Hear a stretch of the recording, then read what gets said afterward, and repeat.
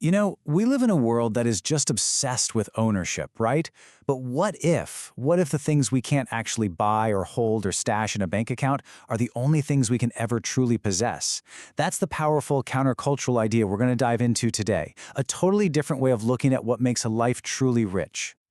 So let me just ask you something, straight up. When you think about your goals, your ambitions, what are you really trying to get? What is it that you're trying to hold on to own? And hey, for a lot of us, if we're being honest, the answer is probably something like this. Money, financial security, having the resources to build a life that we really want. And that is a totally understandable goal. Or, maybe it's not so much about the bank account. Maybe it's more about recognition, about having your voice heard, being respected. And then, of course, for some, the ultimate prize is authority, that feeling of being in control of the outcome. These are the big drivers we often find ourselves chasing. So that brings us to our first section, possession, the endless craving. Because here's the thing about that chase for money, fame, or power. It can easily become this endless craving, this cycle that honestly doesn't always lead where we think it will. And that's the central problem our source material really tackles head on. And this is where we're invited to kind of flip the script. What if the most valuable things in life can't be bought or earned through likes and follows? What if true possession is something else entirely? Which leads us to our second section, relational possession, people together. This is the first big alternative idea of ownership. It suggests that our greatest assets aren't things at all, but the people who stand with us.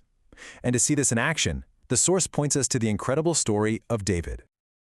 So just picture this for a second. David. He was once this celebrated hero, but now he's a fugitive. He has lost everything. His status, his security, his home. He's being hunted by the most powerful man in the kingdom, King Saul, and he's forced to hide out in this desolate cave.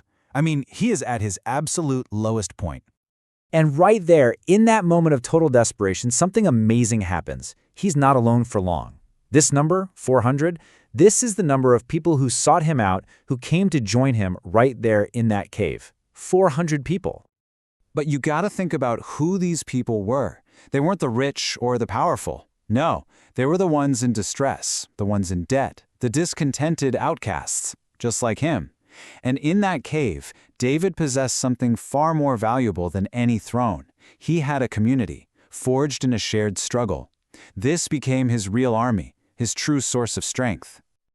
All right, section 3 is identity possession, to whom I belong. This idea builds right on top of the last one. The thinking here shifts from what you own to who owns you.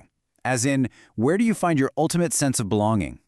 So the source material gives this really clear example from the early church in Corinth. It seems they were having a major identity crisis. People were splitting up into these little factions, saying things like, oh, I follow Paul, or, well, I follow Apollos. They were building their identities on these temporary human leaders. But the source contrasts this with a radically unifying idea that their true identity wasn't in any one person, but in belonging to Christ. And here's the core idea. Belonging to something eternal gives you a security that no human group ever could.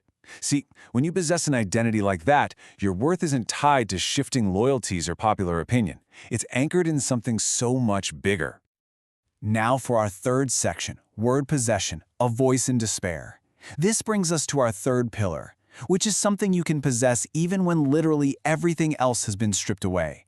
And that is a vital message, a word of hope in the darkness. To understand this, let's look at the prophet Ezekiel. I mean, you can't get much more bleak than his situation. He was a captive, an exile in a foreign land, living among a people who had lost it all, their home, their temple, their hope. It was a time of just profound national despair.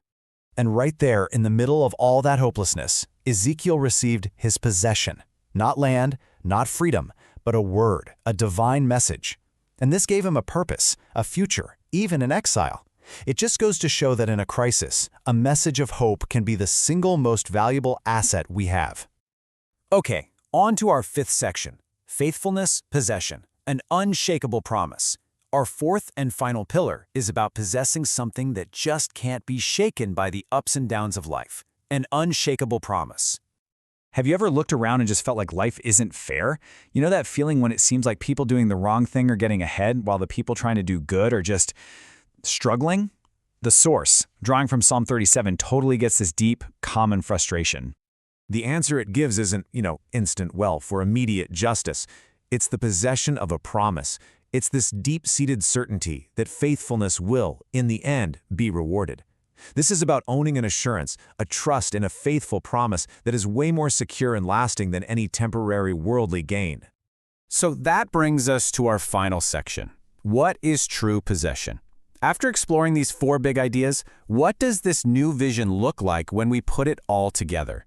What does it really mean to be rich from this perspective?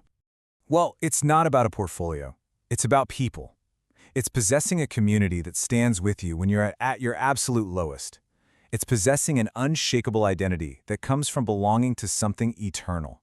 It's possessing a word of hope that can light up the absolute darkest despair. And finally, it's possessing a promise that remains true long after worldly fortunes have come and gone. And that brings us right back to where we started, but now with a new lens. The source material challenges us to really reevaluate our ambitions. So we'll leave you with this question to think about. After considering all these ideas, what do you believe is your most valuable possession?